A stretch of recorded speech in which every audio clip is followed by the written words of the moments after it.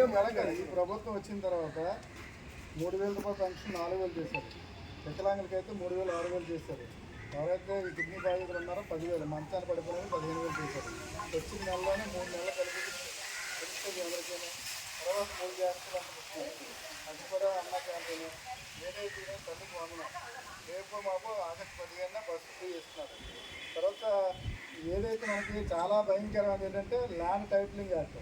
Land titling act అంటే మీ ఇల్లు ఉందనుకోండి, అది గవర్నమెంట్ తాకట్టు పెట్టాలి. రిజిస్ట్రేషన్ పేపర్ అని ఆల్రెడీ ఉంటాయన్నమాట. అలాగే ల్యాండ్ టైటిలింగ్ యాక్ట్ పెట్టారు జగన్, దాన్ని వెంటనే రద్దు చేశారు. అలాగే ఈ రైతు భరోసా ఇస్తున్నారు, మత్స్యకారు భరోసా ఇస్తారు, పెంచుతారు 10,000 నుంచి 20,000 వేశారు. ఎవరైతే ఇప్పుడు పిల్లలు చదువుకుంటున్నారో దూరం చదువుకున్న వాళ్ళకి వాళ్ళకి నెలకి అంటే సంవత్సరానికి 600, నెలకు 600 బస్తీ చేస్తున్నారు.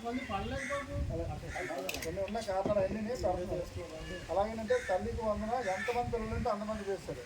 అప్పుడైతే ఒకరికి వేస్తారు 13,000, ఇప్పుడు 3 ఉంటే 39,000, 4 ఉంటే 52,000. అలాగే అన్నీ కూడా సమానంగా అందరికీ వాడుతున్నారు. మళ్ళీ 2వ విడతలో మీ గ్యాస్ సిలిండర్ కూడా తీసుకొని 3 నెలలు కూడా వేస్తారు వాళ్ళ ఆలోచనలో ఉన్నారు. ఏదైతే ఎంతో కొత్త పథకం ఉంది 18 ఏళ్ళు దాటిన మహిళలు ఎవరైతే ఉన్నారో వారికి కూడా రాబోయే రోజుల్లో 1,500 అంటే సంవత్సరానికి 18,000 కూడా వేయడానికి కూడా గవర్నమెంట్ రెడీగా ఉంది. ఏదైతే సూపర్ సిక్స్ హామీ ఇచ్చామో హామీలన్నీ కూడా నెరవేర్చాం. సంవత్సరంలోనే 1-2 పథకాలు ఇవ్వకుండా అవి కూడా నెరవేర్చాం. ఎవరైతే ఈరోజు డ్రగ్స్ మీకు తెలిస్తే ఎవరైతే గంజాయి బారిన ఎవరైతే పడ్డారో పిల్లలందరూ కూడా ఈరోజు గంజాయి దొరకకుండా దాని మీద కూడా నియంత్రణ పెట్టారు. చదువుకి అంటే చదువు ప్రాధాన్యత స్కూల్స్ బ్యాగ్స్ కానీ బుక్స్ కానీ పిల్లలకి ఆ బట్టలు కానీ చూసినట్టయితే ఒక కాన్వెంట్లో చదివినటువంటి పిల్లలకి ఎలాగైతే ఇస్తారో మంచి క్వాలిటీ ఉన్నటువంటి గిఫ్ట్ ఇస్తారు. ఇవన్నీ కూడా ప్రభుత్వం వెంటనే మరి ఏదైతే పిల్లలు ఈ భోజనం చేయలేకపోతున్నారు అనేది సన్నబియ్యం కూడా వాళ్ళకి సప్లై చేయడం.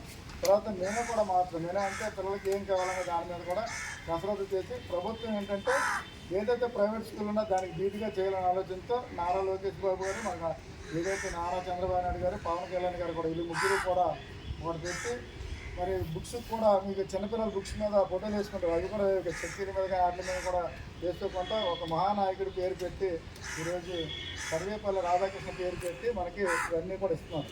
అంటే ప్రభుత్వం అంత సిద్ధశుద్ధితో ఉందనేది మీరు అర్థం చేసుకోవాలి. ప్రతి ఒక్కరికి చెప్పండి. మరి దొంగలు వస్తారు, మళ్ళీ వస్తారు ఊరికి వచ్చి సూపర్ 6 అయితే అమలు చేయలేదని చెప్తున్నారు. సూపర్ 6 అమలు చేయకపోతే ప్రజలు మా మీద తిరగబడిపోతారు. ఈరోజు ఆర్థికంగా 10 లక్షల కోట్ల నష్టంలో ఉండేటప్పుడు కూడా ప్రభుత్వం ముందుకెళ్తున్న అభివృద్ధి 2 సంక్షేమం 2 కళ్ళలో తీసుకుంటుంది. కాబట్టి ప్రతి ఒక్కరు చెప్పండి, ఈ ప్రభుత్వం మంచి ప్రభుత్వం, సూపర్ కాలం తొలిటి 1 ఇయర్ కూడా చాలా చక్కగా చేశారని చెప్పాలి. ఎందుకంటే గొంతులు లేని రోడ్లు వేస్తున్నారు, ఎక్కడ ప్రాబ్లం ఉంటే అక్కడ ఉంది. ఈరోజు కరెంటు కూడా గవర్నమెంట్ ఈజీగా చేస్తున్నారు. ఏంటంటే రాబోయే రోజుల్లో కరెంటు మాత్రం ఎట్టి పరిస్థితుల్లో ₹1 కూడా 10 లక్షలు కూడా పెంచాలని అదనంగా ఉండేటట్టు చేస్తున్నారు.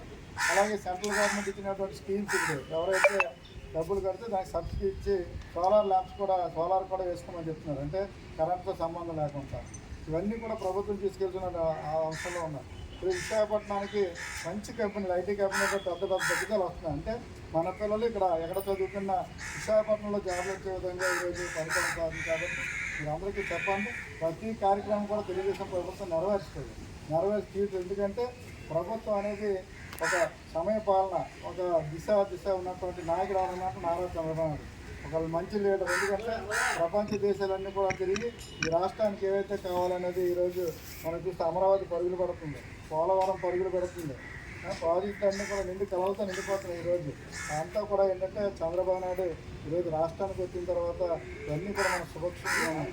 పోలవరం వస్తే ప్రతి ఒక్కరికి 24 గంటలు కూడా వాటర్ వస్తుంది.